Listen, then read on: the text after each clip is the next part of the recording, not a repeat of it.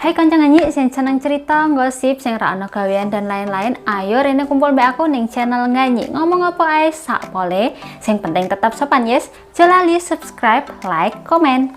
Nah, pertama kali ya ning channel iki mau bahas ya tentang ibu kita Kartini. Ngepaske momennya ya toh. Jadi RA Kartini dari gelap terbitlah terang. Kodrat wanita itu sebagai 3M, maca, masak, mana. Jadi wanita seringkali disebutkan dengan artian wani ditoto yang berujung pada manut mbek wong tuane manut aturane. Nah, Kartini nih ya yang merupakan keturunan priayi bangsawan Jawa Jepara ini tuh memiliki kesempatan untuk mengenyam pendidikan yang pastinya pada zamannya nih ya banyak yang tidak memiliki kesempatan itu. Kartini bisa sekolah hingga usia 12 tahun dan belajar bahasa Belanda. Sayangnya nih ya, ternyata zaman biyen ki usia 15 tahun wes masuk usia untuk dipingit sebelum merit. Lah baca-baca kisahnya RA Kartini ini nikah usia 24 tahun, berarti dipingitnya sesuai pol ya toh. Nah, zaman saiki wes dipingit mung sadurunge nikah. Memang zaman saiki beda mbek zaman biyen ya toh, nggak iso dipadakke wes di luar nalar kabeh pokoknya sama ken tahun rasane. Zaman RA Kartini dipingit nih ya, bosen nggak bosen yang kamar, untung hobine moco sinau rak koyok dewe hawane ucul we. Nah, yang dipelajari Kartini itu ya pola pikir wanita Eropa yang bebas dan maju. Kok iso reti nek bebas maju? Nah, Kartini ini taunya ya saka moco surat kabar, majalah, zaman durung ono HP ya toh. Nek saiki HP terus. Nah, Kartini itu ya terus mengeluarkan unek-uneknya ki tentang apa yang dilihat, dirasa, dipikirkan kok bisa wanita Eropa, wanita Indonesia kehidupannya tuh sungguh berbeda, di mana kaum wanita Indonesia memiliki status rendah, tak mendapatkan persamaan, kebebasan, otonomi, kesetaraan hukum, pokoknya dengan segala ketimpangan dan ketidaksetaraan kondisi pendidikan perempuan di Indonesia. Memang miris ya melihat kehidupan wanita zaman dulu sampai Kartini punya pemikiran untuk memajukan wanita Indonesia. Nah, unek-uneknya tadi ini tuh ya dituangkan ke dalam surat-surat, terus dikirim nih ke teman penanya di Eropa. Nah, surat-surat ini yang jadi cikal bakal terbitnya buku RA Kartini dari gelap terbitlah terang. Terus kok bisa RA Kartini jadi pahlawan nasional?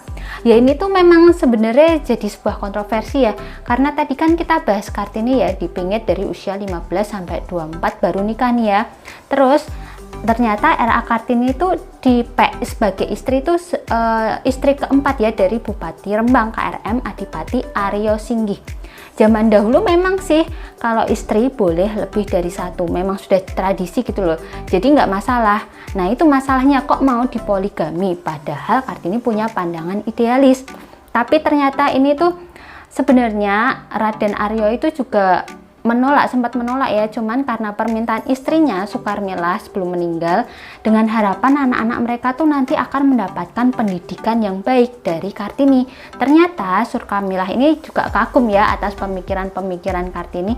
Berarti sebenarnya banyak yang memiliki pemikiran ingin memajukan wanita Indonesia. Saking mirisnya melihat kehidupan pada waktu itu. Kok ngene, kok ngono, kok ra iso ngene, kok ra iso ngono, kudune ngene, kudune ngono. Mungkin ngono ya, cuman yang berani speak up tuh RA Kartini gitu loh. Kartini akhirnya mau juga nikah nih ya, walaupun sebelumnya sudah berjuang dengan segala sikap kukuhnya. Karena apa? Karena rasa hormat dan cintanya pada sang ayah. Kartini tuh nggak pengen karena egonya menjadikan nasib celaka dan bawa bencana buat orang-orang yang dicintai. Ayah Kartini tuh sempat diejek ya, mungkin dielek-elek ngono ya, jadi bahan omongan yang buri karena sampai usia 24 itu Kartini orang nikah-nikah rak rapi-rapi, takutnya jadi perawan tua. Nah lo omongan tetangga itu memang ndak ada obat ya. Terus lanjut ya, Kartini tuh setuju nih nikah sama Raden Aryo tadi. Tapi karena Kartini masih dengan pemikirannya mau nikah nih, tapi ada syaratnya tetap buat kemajuan bangsa. Yang pertama ya, Kartini pengen diperbolehkan membuka sekolah dan mengajari para putri pejabat di Rembang. Yang kedua, membawa ahli ukir Jepara ke Rembang untuk mengembangkan kerajinan secara komersial. Dan yang ketiga, ada menolak prosesi jalan jongkok ketika upacara pernikahan kayak berlutut, menyembah kaki mempelai pria lah ya, kayak gitulah ya. Tapi kalau zaman sekarang kayaknya kalau masih nurut adat kayaknya masih ada ya. Terus Kartini nggak mau pakai bahasa Jawa kromo alus, maunya pakai bahasa kromo ngoko. Aku pun ya isone mong basa ngoko ya, nek sing alus ya mong nggih sampun pamit rumiyin monggo ngono ya, nuwun. Nah, terus untungnya nih ya si suami ini ngerti ya jalan pikiran Kartini dan mendukung untuk mendirikan sekolah wanita. Bayangin kalau suaminya gila hormat, iso berjalan kabeh. Terus nih ya, tak lanjut. Setelah nikah nih, Kartini mengandung dan melahirkan dong. Tapi ternyata mimpi-mimpinya Kartini tuh banyak yang belum terwujud ya, karena 4 hari setelah melahirkan putranya, Kartini wafat di usia 25 tahun. Lahirnya tanggal 21 April nih 1879, terus wafatnya 17 September 1904. Zaman sekolah waktu pelajaran nggak ngerti usia Kartini itu ternyata nom banget waktu meninggal ya. Sekarang sih ya ampun ternyata jek nom banget. Bayang kayak zaman saiki usia 25 sing jek mbok pikir kayak opo. Coba komen kita bahas di bawah ya, bahas bareng-bareng di komen jolali. Terus kelanjutan mimpinya Kartini gimana guys? 8 tahun kemudian tahun 1912 keluarga Van de Venter, politik etis yang menggagas pembangunan sekolah, akhirnya membuat Yayasan Kartini dibangun di Semarang dan akhirnya lanjut ke cabang-cabang lain di kota-kota lainnya ya. Terus nih secara nggak langsung melalui buku yang diterbitkan dari kumpulan surat-surat Kartini tadi yang ke teman penanya Eropa, ternyata mampu menggantikan pandangan masyarakat Belanda pada pribumi di masa itu. Sampai pada akhirnya nih ya, Ratu Wilhelmina pengen bertanggung jawab atas nasib pribumi akibat penjajahan yang dilakukan.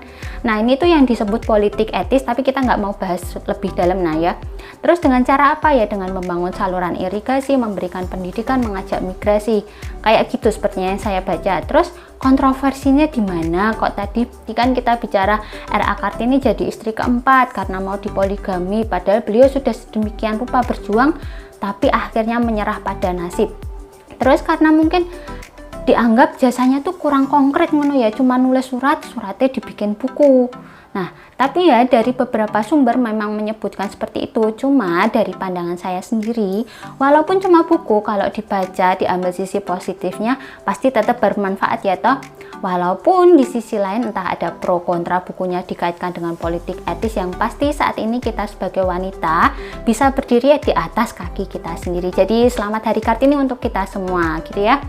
Nah, oke, terakhir nih ya yang kita bahas, kita mau menyampaikan nih, jika konco nganyi punya cerita-cerita atau ide yang pengen dibahas di sini, boleh banget kirim ke email nganyi@gmail.com atau boleh di kolom komentar.